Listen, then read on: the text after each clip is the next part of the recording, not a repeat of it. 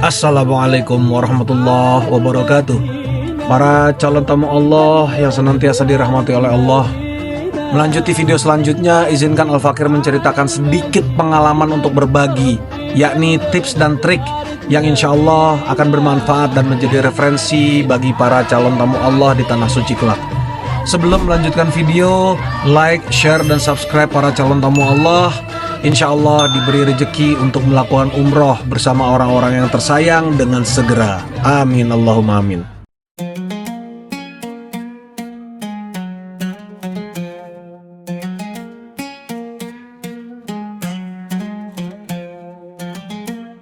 Para calon tamu Allah, perbedaan waktu, suhu udara, dan budaya di Tanah Suci Makkah dan Madinah sangat berbeda dengan Indonesia, tetapi bisa kita atasi insya Allah dan siasati sebagai berikut. 1. Sholat di Masjidil Haram.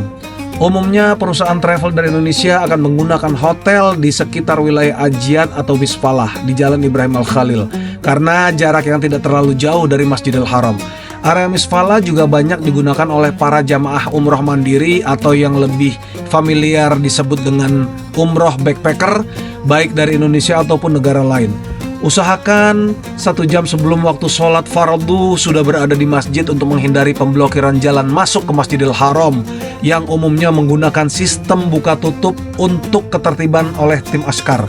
Saat ini hanya jamaah pria yang menggunakan pakaian ihram yang diizinkan untuk masuk ke wilayah mataf atau area tawaf dekat Ka'bah. Maka dari itu, jika tidak menggunakan pakaian ihram, disarankan untuk mengambil barisan saf di lantai 1 dan tidak perlu turun ke bawah ke area mataf. Untuk jamaah wanita tetap diperbolehkan masuk ke area mataf dalam keadaan tidak ihram sekalipun. Akan tetapi pada sholat fardu, sholat jamaah, wanita tidak diizinkan untuk berada di area saf tersebut di area mataf. 2. Sholat di Masjid Nabawi.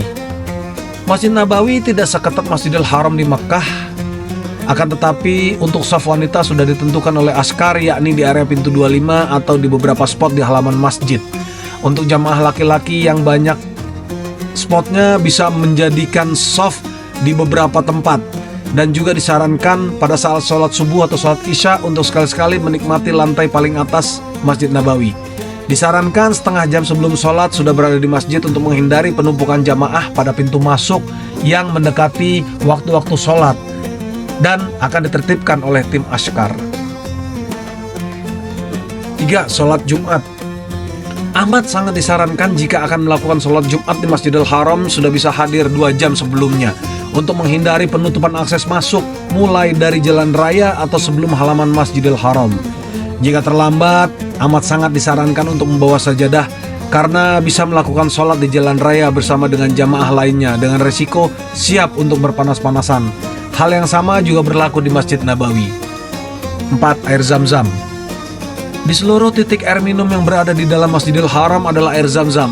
Disarankan berdoa terlebih dahulu dengan sabab air Zam-Zam tersebut menjadi obat bagi kesehatan tubuh atau menjadi sabab sembuhnya sebuah penyakit yang diderita jamaah. Jika di Masjid Nabawi, air Zam-Zam tersedia di dalam area masjid di dalam kontainer coklat dan bertuliskan Zam-Zam dalam huruf Arab. Di luar kontainer berwarna coklat tanpa bertuliskan Zam-Zam bisa dipastikan bukanlah air Zam-Zam. Air Zam-Zam ini juga bisa dibawa dengan menggunakan jerigen untuk bisa dinikmati di hotel. Akan tetapi air Zam-Zam ini tidak diperkenankan untuk dibawa pulang ke Indonesia karena aturan penerbangan hotel. Untuk jamaah yang berangkat dengan rombongan perusahaan travel tidak perlu khawatir. Bagian ini Al-Fakir berbagi khusus untuk para calon jamaah umroh mandiri atau umroh backpacker.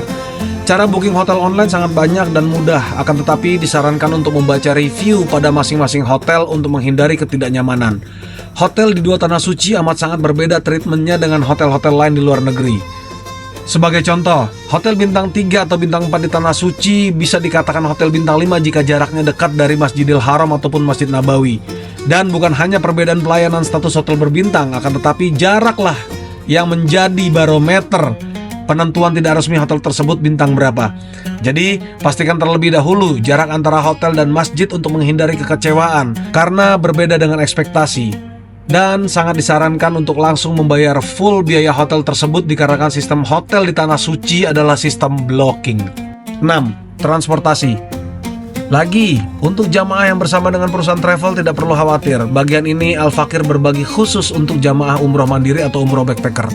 Umumnya jika umroh dengan cara mandiri mengajukan visa, maka perusahaan travel akan menawarkan apakah hanya proses visa saja atau dengan LA atau Land Arrangements. Komponen LA ini bisa saja transportasi atau hotel atau keduanya atau sebaliknya. Jika hanya proses visa saja, maka transportasi menjadi tanggung jawab jamaah mandiri sendiri.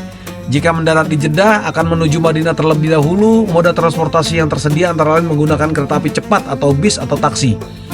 Disarankan menggunakan kereta cepat walaupun dengan biaya yang sedikit lebih mahal, akan tetapi kenyamanan dan ketepatan waktu bisa didapat.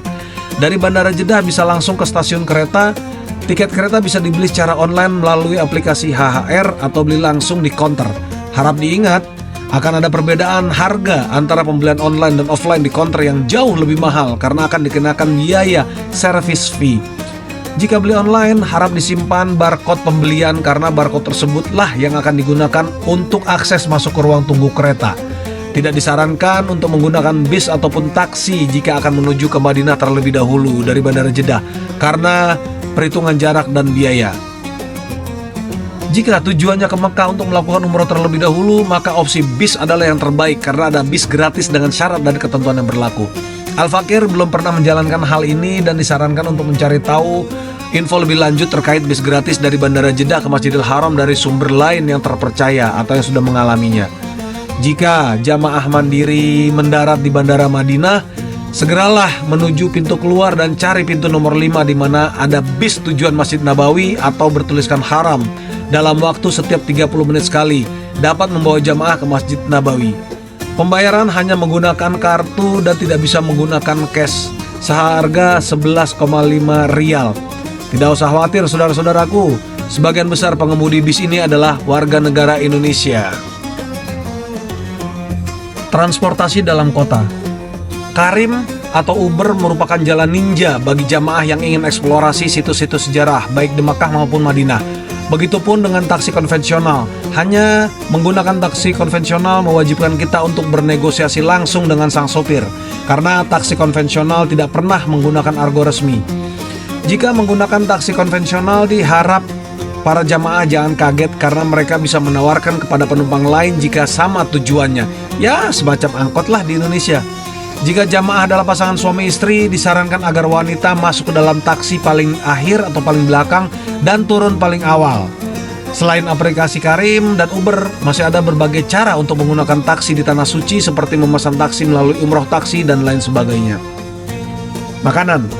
Lagi-lagi, tips dan trik ini lebih diprioritaskan untuk jamaah mandiri. Akan tetapi, jamaah perusahaan travel juga bisa menjadikan ini sebagai bahan referensi jika bosan dengan makanan yang disajikan oleh pihak catering hotel. Area Ajat dan Misfala di Mekah adalah area teramai untuk jamaah di mana banyak tempat makanan yang tersedia dengan berbagai jenis macam masakan dan menu termasuk menu Indonesia.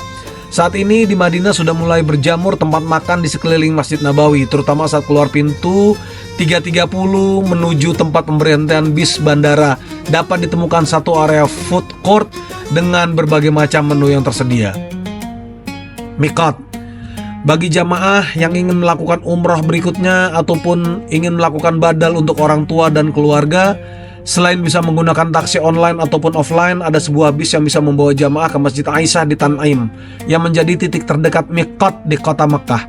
Bis ini berlokasi di Jalan Ummul Qura dan tepat berada di seberang Hotel Marriott Mekah atau tepat berada di depan halaman extension Masjidil Haram yang baru. Jamaah bisa berjalan kaki melewati barisan hotel di Jabal Umar untuk sampai ke shelter bis tersebut. Disarankan untuk mengisi form melakukan umroh melalui aplikasi Nusuk untuk menghindari ketidaknyamanan calon jamaah. Raudhah.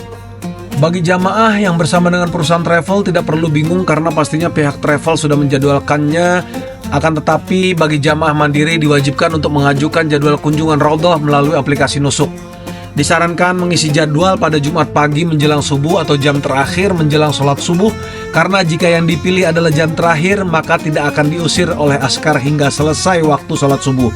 Dan Alhamdulillah Al-Fakir telah mengalami dan menjalaninya dengan leluasa dan dapat waktu yang jauh lebih panjang untuk melakukan sholat sunnah dan bermunajat kepada Allah di Raudhah. salah satu tempat yang mustajab di muka bumi ini untuk berdoa.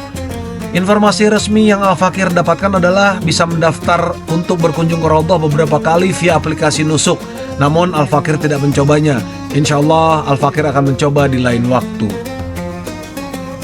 Belanja di Makkah dan Madinah setelah selesai sholat fardu, terutama setelah selesai sholat subuh, maghrib atau isya, akan banyak bertebaran pedagang yang menjajakan barang dagangannya mulai dari pakaian hingga makanan di sekeliling kedua masjid ini.